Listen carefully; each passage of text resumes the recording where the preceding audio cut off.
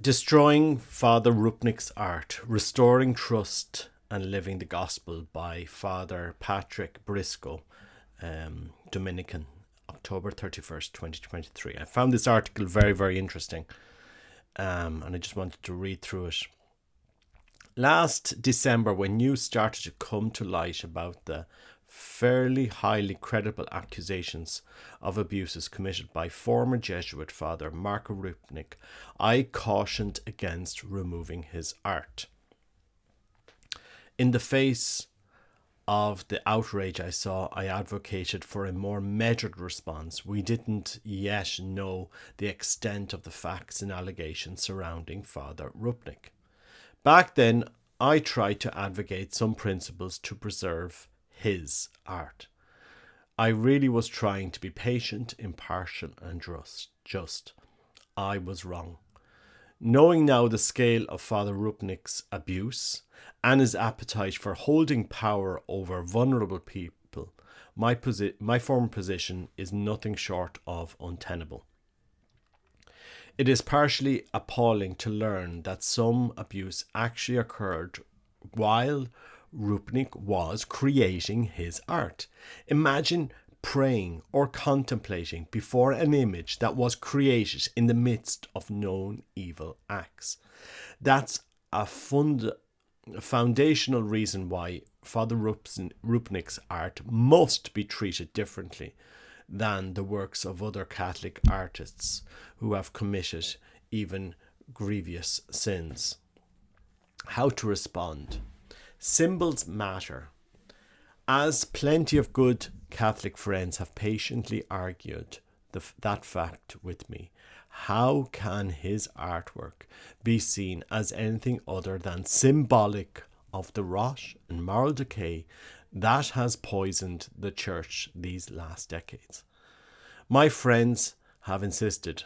I struggle to accept this, telling myself that most Catholics won't know who Rupnik is. But it's important that they be told, and even more important that when they see the church responding properly with justice for its victims and action meant to heal all of us. Father Rupnik's art must go. No longer can it be used in our sacred spaces. It can't appear intact in books or in our media. Dioceses and Catholic ministries mustn't use it to illustrate retreats or events.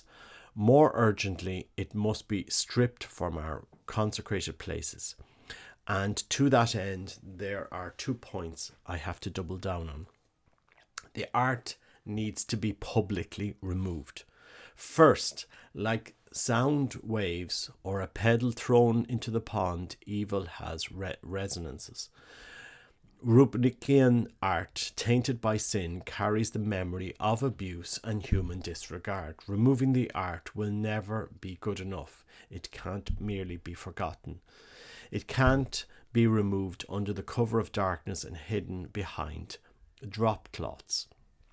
That's what I fear the most. Quiet renovations where nothing is said. This would be far too much like quietly incarnating Rupnik in Slovenia while he continues his life as nothing has happened. Exactly the miserable practice that has created and hidden hundreds of thousands of victims all over the world. The removal needs to be public, with pictures of the demolitions and deconstructions posted and explained. There should be events and conversations to explain the situation. There should be books written about it and documentaries produced, all of them explaining that when sin permeates artwork, that work has no place in the church. And we should pray. Oh, how we need to pray. Redemption is possible. Secondly, I hope that there could be redemption. I hope Father Rupnik's eternal salvation is not lost, but that requires repentance and a life of penance removed from the public eye.